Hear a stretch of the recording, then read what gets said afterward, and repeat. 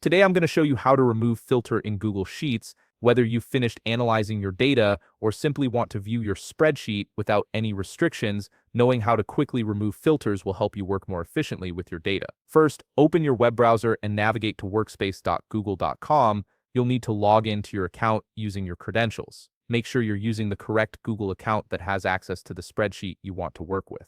This step is essential as it gives you access to all your stored files and documents within Google Workspace.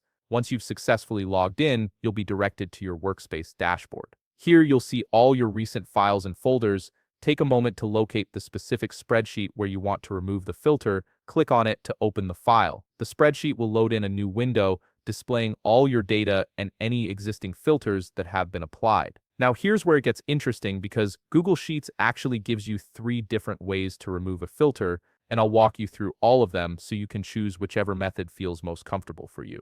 The first method is probably the quickest. Simply right-click on any cell that contains data with a filter applied. When the context menu appears, look for the option that says Remove Filter and click it. This instantly removes the filter from your data, restoring the full view of your spreadsheet. The second option involves a slightly different approach. Click on the cell that has the filter applied. Once you've selected it, direct your attention to the toolbar at the top of your screen. Look for the filter icon, which typically looks like a funnel shape. Click on this filter icon and it will immediately remove the filter from your data. This method is particularly useful if you prefer working with toolbar icons rather than right-click menus. The third option gives you even more control through the main menu. Click on the cell with the filter once again. Now at the top of your screen, locate and click on the Data menu option. This will open a drop-down menu with various data management options. From this menu, simply click on Remove Filter. This action will clear the filter from your spreadsheet, allowing you to see all your data without any restrictions applied.